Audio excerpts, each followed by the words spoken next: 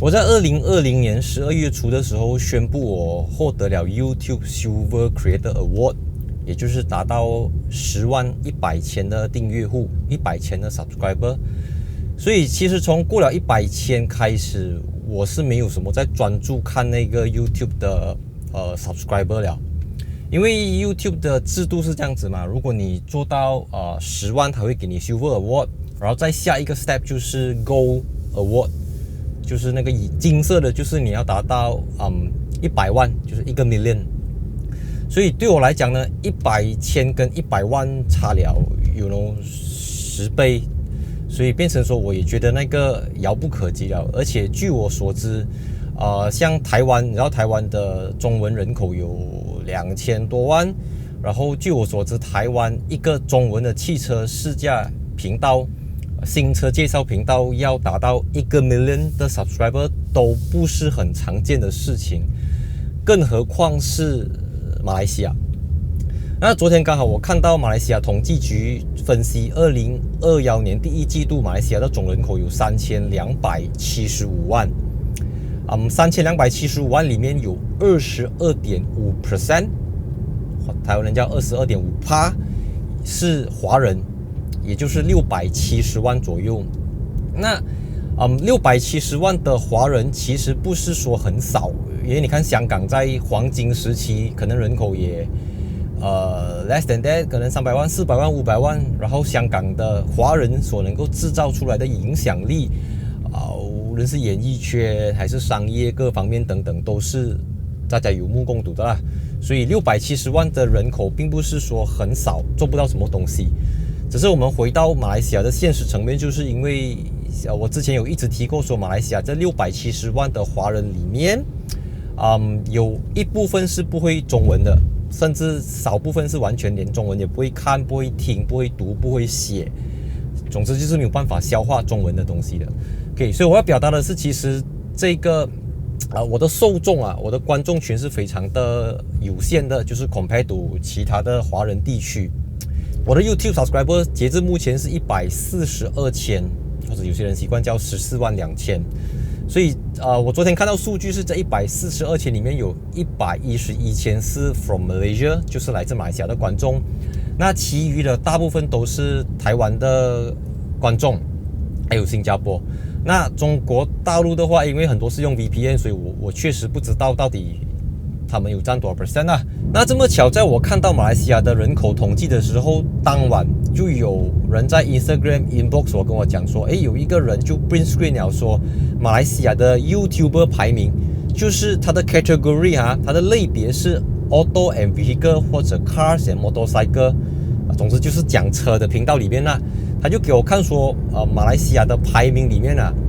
据我所知是我看到的排名是我是第16名啦，然后有另外一个third party的网站告诉我是排名第11，所以在我的名次以上的几乎都是马来西亚的 Malay Media， 就是马来语作为媒介的汽车频道，或者是英文作为媒介语的汽车频道。那中文的里面呢，我看在 top 15 top 16里面，其实只有2个频道是超过140千的，一个就是我的频道啦，第二个就是 Hiwei 的频道。那因为这个 category 是叫 Auto and Vehicle 嘛，所以它不管你是讲新车、讲旧车、讲 recon 车、讲改装车、讲修车 whatever 都好。所以据我所知啦，据我对 Hiwei 频道的了解，它的东西是比较多在改装车，然后漂移发烧友，然后玩04，然后什么。所以 Hiwei 是195千的 subscriber 啦，就我看到是这样子。所以我是处在142千。那我以上都是马来西亚Malay Media 啦，就是马来频道。所以其实在我看到这个东西之前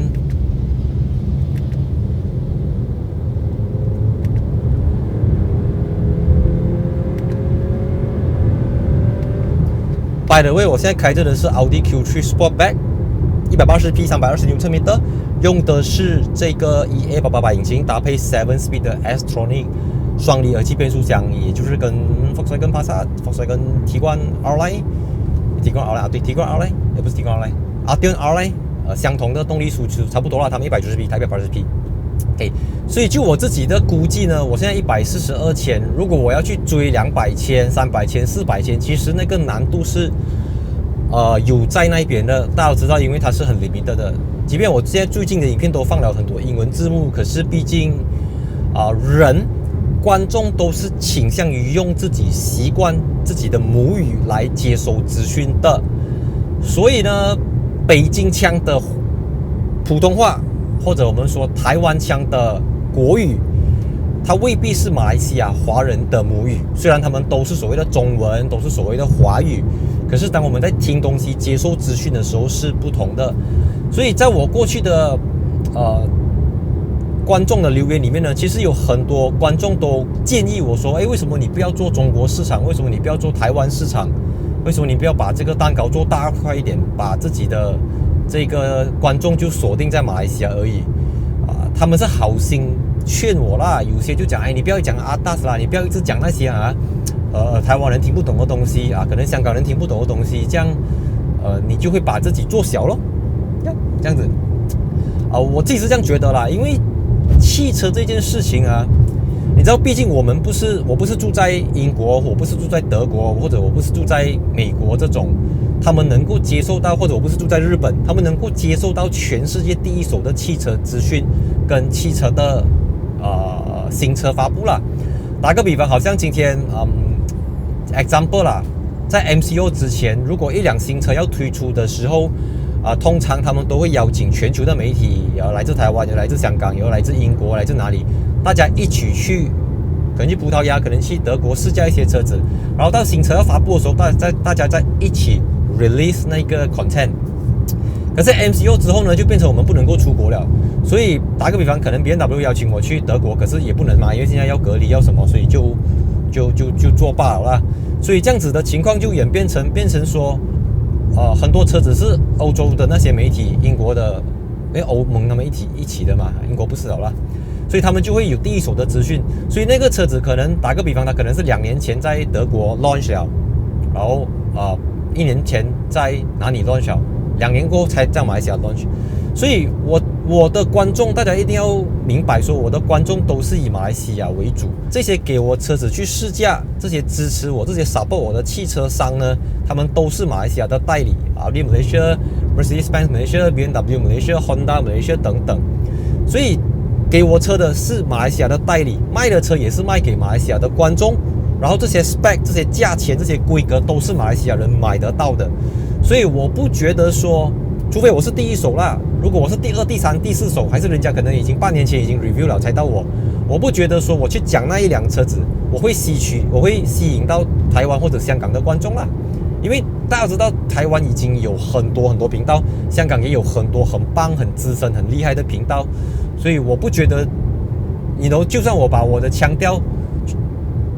就算我能够讲好標準嘅廣東話，就算我能够裝一个很台湾腔的台湾腔，我能够 get 到这些 audience 啦。我觉得这个是现实层面问题啦。所以在我频道一开始的时候，我就讲真的 to be honest， 我从来没有想到我是马来西亚的第一还是怎样，我完全不 care 这些东西。我的 focus 就是我要把东西做好 ，that's all， that's it， 这个是我的我专注的地方。可是当我已经到了这个可以讲是马来西亚介绍新车最多 subscriber 的频道，可是当我已经到了这个时候，我就变成说，你知道人有时候你到那边了，你就会还有哪里短期内如果我不去扩展我的开拓这些海外的华人观众，我可能就是这样吧，然后150、200千，因为就算是马来频道都是这样吧了，所以你很难讲说去追到1个million这样子，不可以啦。除非我有资源，像之前我有一些Ferrari 或者 Bentley 的车型是甚至是中港台都没有的车，或者他们都还没有这么快拿到，然后马来西亚可以拿到，这样我就 get a chance， 我就有一个机会能够脱颖而出这样子。不然呢，在大部分一辆车子，如果台湾的媒体驾了，香港的媒体驾了，中国大陆的媒体驾了过后，我才姗姗来迟讲大家看这个是全新的咩。I don't get it. I don't get it. 为什么人家要看我的频道啦？再来第二个影响我继续在 YouTube 频道走下去的原因，就是因为收入的问题了当然就目前为止，我经营频道从2018还是2019啊，总之就是我经营频道到今天呢，YouTube 的收入是不错的啦，坦白讲可以比我之前在 Top Gear 拿的薪水还要高。可是这个就回到成本的问题了 因为有些人他们可能有些频道啦，马来西亚他们可能是一个团队在经营，然后他们有公司有 studio， 然后一个公司可能有几个 editor 有几个 writer。可是我的情况是从 Top Gear 中文辞职过后找那个养着，所以我一个人的话，我的成本就变成我的家庭了。因为我已经算是 official announce 我的太太现在怀着第2胎，然后也即将在很快的时间 launch 了 OK 很快的时间 deliver 了，所以就变成那个成本是，如果你问我的话，其实 YouTube 的这个讲 income cover 不到 ，to be honest 真的是 cover 不到的。So 当 YouTube 的频道 cover 不到我的制作成本的时候呢，这样我就要接一些业配，然后当然我还有一个汽车媒体叫 CarPlus.my， So CarPlus.my 里面会有一些 banner， 如果你们有兴趣可以联络我的 sales manager， 他可以去对啊，我公司还有一个 sales manager， 所以任何的这些business inquiry 打广告业配什么，你可以联络他 OK。所以我之前有一直不断的透露我要请人招聘这件事情，这个我感到非常抱歉，因为至少有超过100-200个人 inbox 我告诉我他们有兴趣，可是因为我第一次问的时候是 MCO 2.0 之前，结果我问了过后MCO 2.0 我的计划全部打乱掉了，因为那时候 MCO 2.0 我几乎那2个月里面所有跟我谈了的顾客拿 handbrake 全部 on hold， 然后好不容易MCO 2.0 慢慢松一点了，变成 CMCO， 就是华人过年了过后，然后我看到一点希望了，好像之前没有谈下去了，又重新谈回去了的，好不容易要回到轨道上面的时候，又来 MCO 3.0， 直到现在遥遥无期，每一天确诊人数是6000、7000、6000、7000，然后可能明天8000，我不知道。所以在这个不明朗的情况下，大家都要 work from home。然后车商也很难给车，我也很难出去试驾车的情况我目前这个计划是延后了的啦。所以结论就是我坦白讲，我在思考在这个 YouTube 频道要怎么走下去了，因为它的进度的那个成长的速度越来越缓慢了。因为东西是这样的，你刚刚新上的时候 YouTube 的 algorithm 它会比较帮那些新兴起来的 channel， 可是当你过了100千，你会很明显的 feel 到不给力了。就是大家知道做 YouTube 的人越来越多，观众的时间一天就24个小时，所以他会一直在 squeeze， 一直挤压到现在这副情况。就商业的角度，我当然是希望我能够继续成为马来西亚最多 subscriber 的一个新车试驾频道。这个当然我必须有这个 title， 我必须有这个 numbers， 我必须有这个 subscriber， 我才能够 survive。那大家观众才能够在不用给钱的情况下就能够看到我的这些制作的内容，就是不用付费啦。不然的话，我可能就要在 YouTube 开通那个会员机制，可能有一些 video 你要给钱你才可以看，好像你给钱看 Netflix， 你给钱看一些网络串流平台这样子。所以坦白讲，我尽可能不要走到要给大家付钱才可以看我的 video， 所以就有劳大家，因为现在目前为止还是有超过 55% 的人看了 video 是没有订阅的这个是很正常的东西，我还是希望大家可以 click 一下，因为你给我一直维持在那边，我就一直可以给你们带来更多的内容，拿到更多的车，然后以后我现在打第1剂疫苗了，以后我有2剂疫苗过后，可能2022年可以出国过后，车商也会比较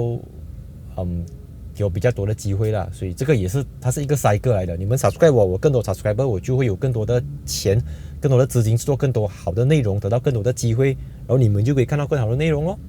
Right? So, see you in my next video. And 3, 2, 1, cut.